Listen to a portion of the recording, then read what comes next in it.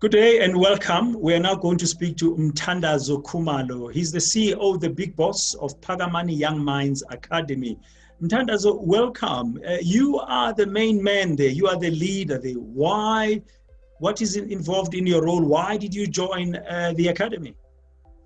Thank you so much, Mr. Den Moyane, for the opportunity to speak with you today.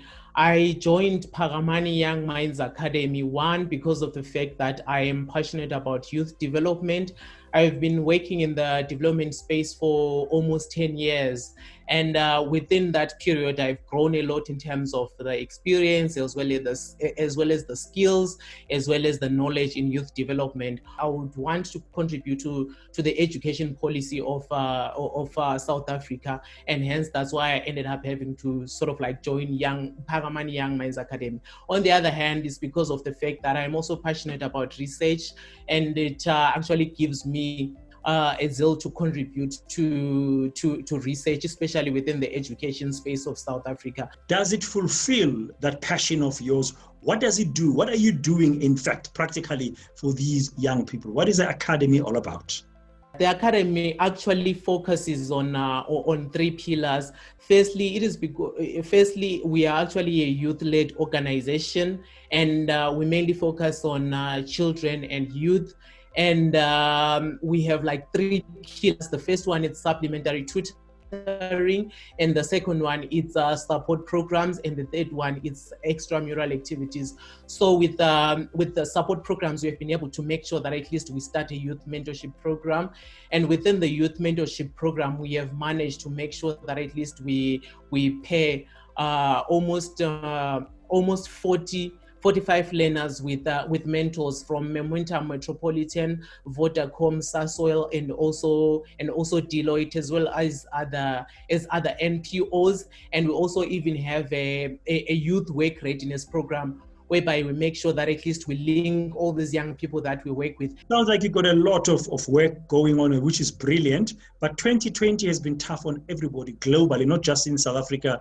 The NGO sector has faced the most difficulties. For your organization, how hard, very briefly, how tough has it been for you? In regards to the challenges that we have faced, firstly, it is because, one, we have been implementing our programs physically, and we have been meeting our beneficiaries like on a daily basis. But when COVID actually started, we ended up having to resort to the virtual platforms, and of which we started a virtual school. And with that virtual school, we made sure that at least all the learners that are within our program actually able to join. And then on the other hand, when it comes to issues such as fundraising, we had to make sure that at least we continue to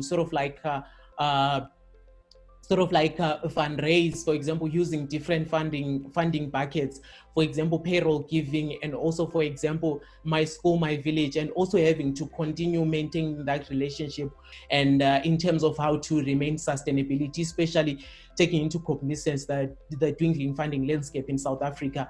Then when it comes to issues such as having to run run meetings with different stakeholders, we ended up having to make sure that at least we meet on Zoom, and also even having to use Microsoft Teams, so that at least we are able to sort of like continue doing the work and connecting with the funders, and also making sure that we make them understand about the kind of work that we are actually doing under lockdown. How important in this period of adjustment was a partnership with the Momentum Metropolitan Foundation? With Momentum Metropolitan, the collaboration has been very good, because one, Momentum Metropolitan actually supported us with some funding, and it was through the payroll giving platform, and we've been able to use some of the funds to sort of like make sure that some of our programs actually run virtually. And also on the other hand, some of our staff members were able to even work remotely because they were supported with data, and also some of the learners that we actually work with, they were able to even access some learning resources for studying while they are actually under lockdown. We wish you well, Mthandazo. It's not been an easy time. All the best, Yes. And thank you very much for your time.